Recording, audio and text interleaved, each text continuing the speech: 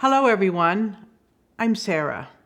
In this interview with my friend and advocate Debbie, we talked about how losing a child can affect our health. People may say you're crazy, but you're not. And I understand.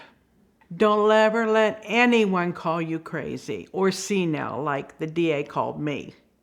I find purpose in life in doing these videos. And Debbie is finding purpose in life in doing victim impact panels. You must find purpose in your life. I hope you find this video helpful, and please share it to those that you feel would benefit from it. When we get that knock at the door, see the police officer outside, actually shaking, because he doesn't want to tell you this. And he looks at you and he says, your son was involved in a car crash. He didn't make it. It wasn't his fault. It was another goddamn drunk. Your life is forever changed that evening, that day. A piece of that, first of all, is vicarious trauma, okay? So for instance, if something bad happens to you and there's a song playing, okay? Every time you hear that song, doesn't it take you back to where you think about that, whether it's brief or not? I mean, it still takes you back to that. Before this all happened, I was a ballroom dancer. Viennese waltz, quick step, cha-cha, rumba. Walked everywhere, did everything. When this happened, it was the weirdest thing. Not to mention insomnia. I still am not sleeping. Crying. So my vicarious trauma, to this day, I cannot stand to smell blood. I get a bloody nose or whatever, cut myself or whatever, and I can literally, on the inside of myself, I'm panicking. Because when I went to identify my daughter at the hospital, she was blonde, but her hair was beet red because they couldn't get the blood out of it before I got there. And so that smell, that's what I smell. That's what it takes me back to, okay? Your life is forever changed.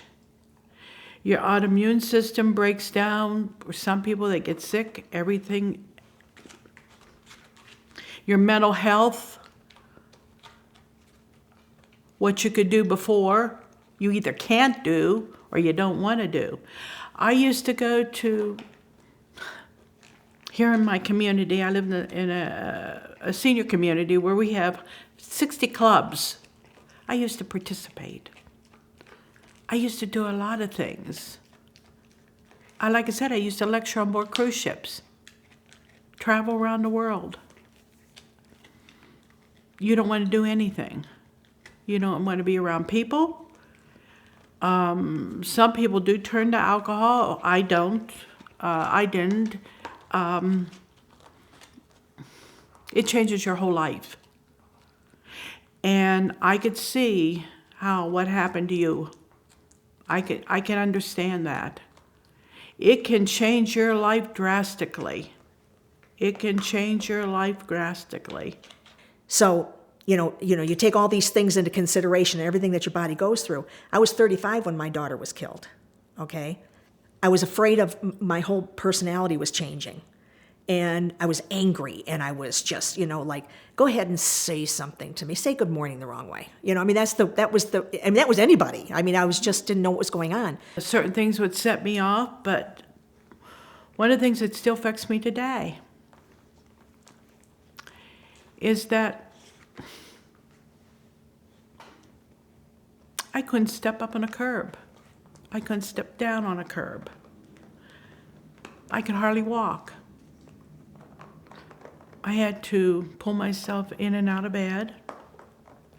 I have handles on the door that I could take and pull myself up into the house because I couldn't raise my foot up to step on that step.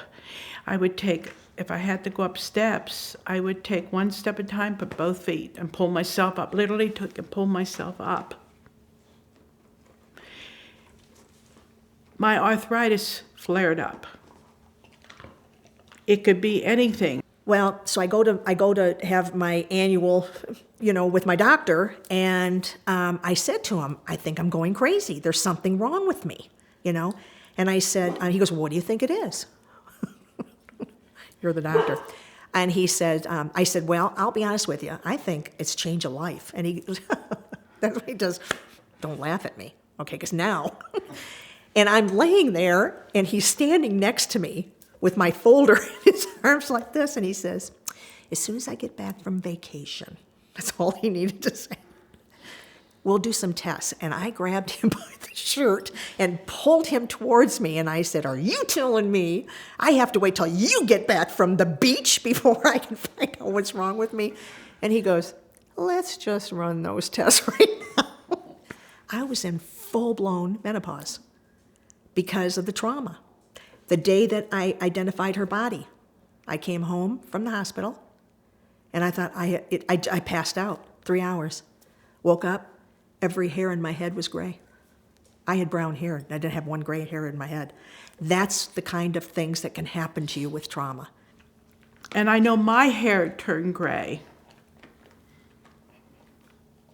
I know that I'm just not the same as I was before. I know some people have nightmares. You don't want to do the things that you normally did. I've heard people talk about the affection towards their husband, why they break up because there's nothing there anymore. And not only do I feel it like physically or whatever, I picture Stephanie. I picture her laying on that table. I picture her laying on that table as I walked in that room. And it comes back to me just like that. That's a long time ago and it doesn't leave. It doesn't leave. People that haven't been through it, and I'm thankful people have never been through it, okay? But if you haven't been through it, you have no idea how I could, like I said, you could sit there and cry. People don't want to talk to me. They can just walk away. That's okay. This is the problem, that people think you have to be normal when they want you to be normal. That there's some switch you have inside you that all of a sudden you can take care of all this paperwork, or you can you can answer a question, or you can do what you need to do. But your mind is so confused because you lost the most precious person in your life, your child, to a drunk. If you feel the way I do, you're normal. This affects our whole life. This is like somebody just pulling your insides out. People are going to call you senile. People are going to call you, just disregard them. I knew I had to do something because I was going nowhere. I mean, as far as my emotions go, I was going like a zombie, and you could have cut me open and you would have found nothing. And Sarah knows how I feel. I mean, it's just, there's nothing there, because you feel empty. So I had to do something. So I decided, I got a hold of MAD, and MAD saved my life. I mean, I will say they saved my life because they helped me through a lot. And so I got a hold of them. They said, well, we have impact panels. If you're interested, you can come and speak. It's amazing. It's, what you do because you have to, or you don't have to, but I wouldn't want to go through it again. You have to be strong. You have to be strong. Start here. You don't know where it's going to lead you, but start somewhere. And can keep learning, keep calling people, keep finding out information. And for me, it worked.